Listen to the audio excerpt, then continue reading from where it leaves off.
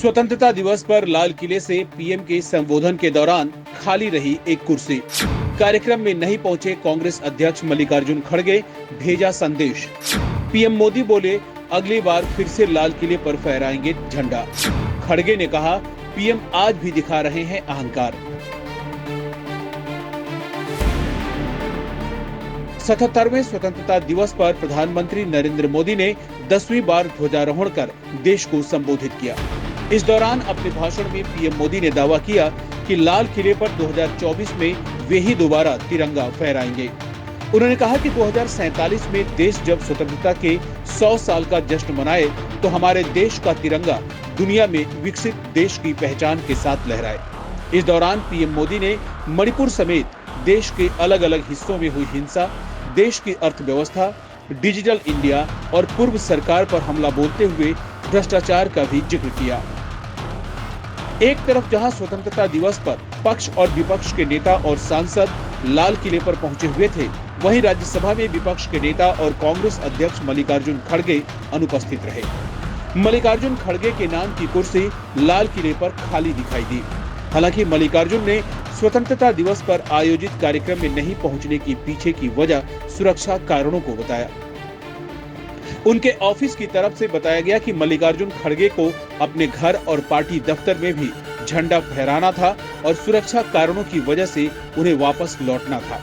इसी वजह से वे लाल किले पर नहीं आ सके। वहीं खड़गे ने अपने वीडियो संदेश में महात्मा गांधी, जवाहरलाल नेहरू, सरदार वल्लभ भाई पटेल, नेताजी सुभाष चंद्र बोस, मौलाना आजाद, राजेंद्र प्रसाद, सरोजिनी नायडू और बीआर अम्बेडकर जैसे स्वतंत्रता प्रतीकों को श्रद्धांजलि अर्पित की।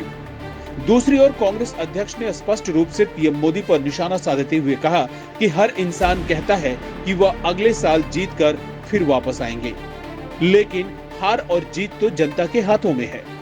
2023 में ये कहना कि हम 2024 में लौटकर आएंगे, ये अहंकार है। पीएम मोदी के दावे को लेकर वे बोले कि अगले साल मोदी अपने घर पर झंडा फहराएंगे।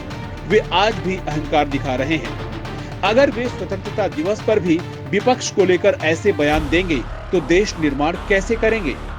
वहीं कांग्रेस अध्यक्ष के कार्यक्रम में अनुपस्थित रहने से अब राजनीतिक गलियारों में तरह तरह की बातें की जाने लगी है।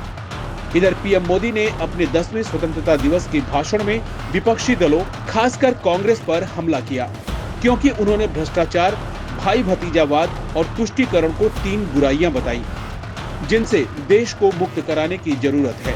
पीएम मोदी ने कांग्रेस का नाम लिए बिना कहा कि पिछले 75 वर्षों में कुछ समस्याएं हमारे सिस्टम का हिस्सा बन गई।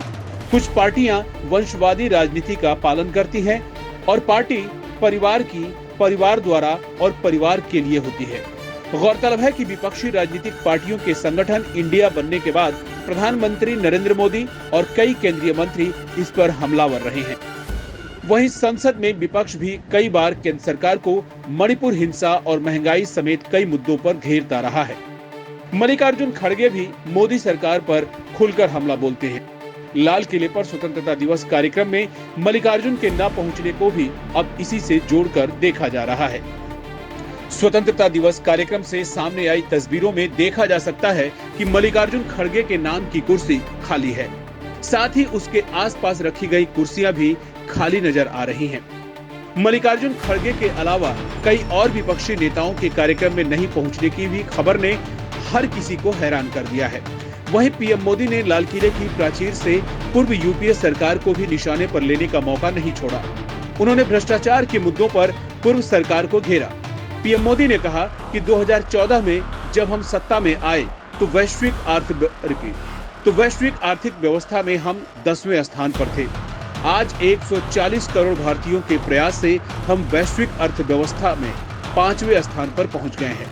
यह ऐसे ही नहीं हुआ। जब भ्रष्टाचार के राक्षस ने देश को अपनी गिरफ्त में ले लिया था, तब हमने इसे रोका और एक मजबूत अर्थव्यवस्था बनाई।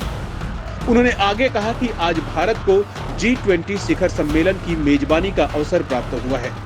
बीते वर्षों में जिस प्रकार भारत के कोने कोने में G20 के अनेक आयोजन हुए, उससे दुनिया को भारत के सामान्य जन के सामर्थ्य और भारत की विविधता का परिचय हुआ है। पीएम मोदी ने कहा कि भारत का सामर्थ्य और विश्वास नई बुलंदियों को पार करने वाली है। आज देश में G20 समिट की मेहमान नवाजी का मौका मिला।